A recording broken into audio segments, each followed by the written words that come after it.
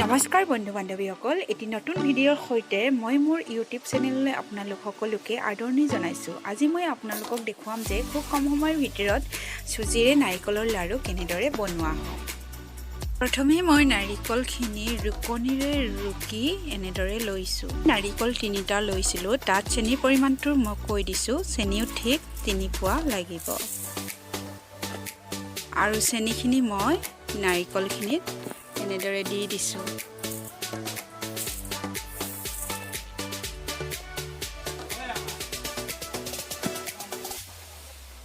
তেজপাত দুটাও তাতে এনেদৰে দি গোটেই বস্তুখিনি ভালদৰে মঠিছোঁ, যাতে গোটেই চেনি আৰু নাৰিকলখিনি ধুনীয়াকৈ মিলি যায়।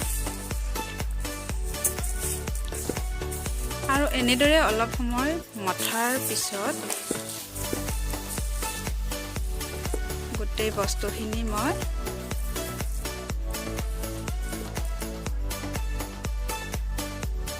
ঢাকনিৰে আধা ঘণ্টামান ঢাকি ৰাখিছোঁ। কেৰাহীটো গেছ ষ্টভত এনেদৰে বহাই দিছোঁ আৰু গৰম হ'বলৈ দি দিছোঁ। গৰম হোৱাৰ লগে লগে চুজিখিনি তাত দি দিছোঁ আৰু হেতাৰে লৰাই দি আছোঁ।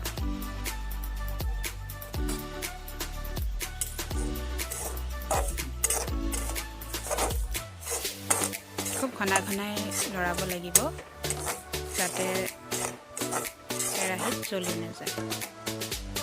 এয়া দেখিছে, চুজিখিনি প্ৰায় ভজা হৈছে।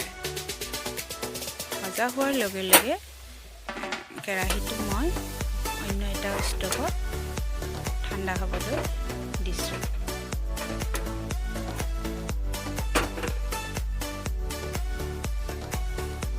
এতিয়া মই ঢাকি থৈ দিয়া নাৰিকলখিনি এনেদৰে বগা চাফা কেৰাহী এটাত দি দিছোঁ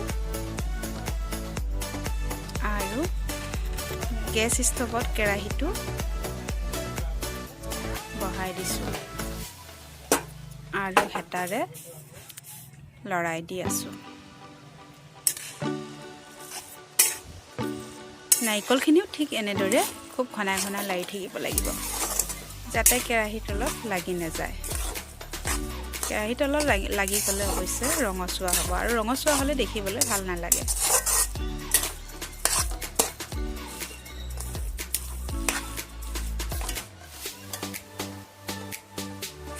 খুব ঘনাই লাৰি থাকিব লাগিব হেতাৰে।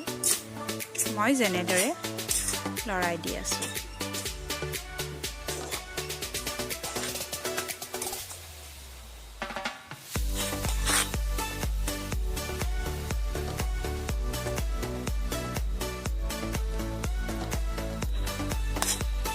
দেখিছে, নাৰিকলখিনি প্ৰায় হৈছে, মানে এঠা এটা আহিছে।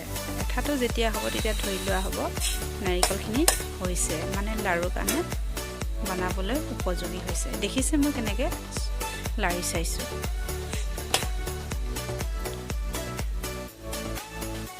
নাৰিকলখিনি হোৱাৰ লগে লগে ঠাণ্ডা হোৱা চুজিখিনি মই তাত দি দিছোঁ আৰু হেতাৰে লৰাই দি আছোঁ, যাতে গোটেই নাৰিকলখিনিত চুজিখিনি মিলি যায়।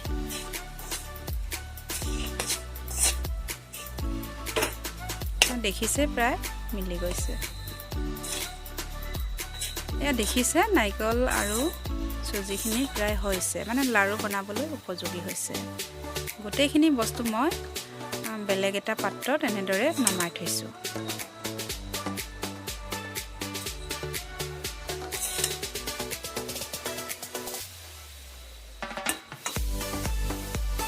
আৰু এতিয়া মই লাড়ু বনাবলৈ আৰম্ভ কৰিছোঁ।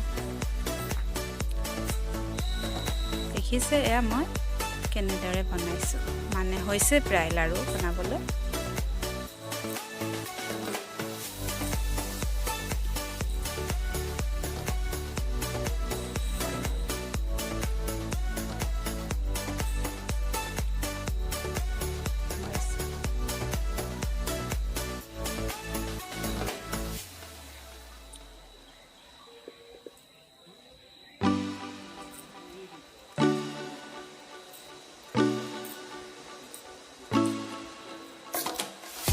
এয়া দেখিছে ধুনীয়া আঠা হৈছে বনাবলৈ ভাল হৈছে তাৰমানে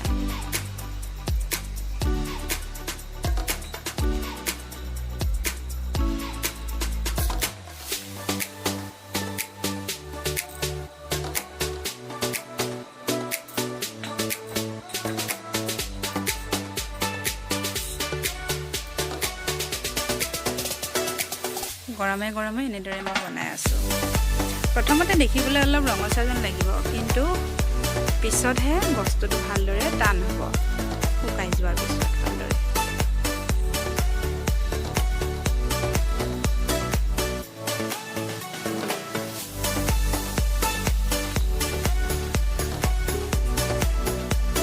দেখিলে আজি মই কেনেদৰে চুজিৰ সৈতে নাৰিকলৰ লাড়ু বনালোঁ বান্ধৱীসকল মোৰ আজি এই ভিডিঅ'টো চাই আপোনালোকৰ কেনে লাগিল জনাব যদি এই ভিডিঅ'টো চাই আপোনালোকৰ ভাল লাগিছে তেনেহ'লে লাইক কমেণ্ট কৰিব লগতে শ্বেয়াৰ আৰু ছাবস্ক্ৰাইব কৰি দিব ধন্যবাদ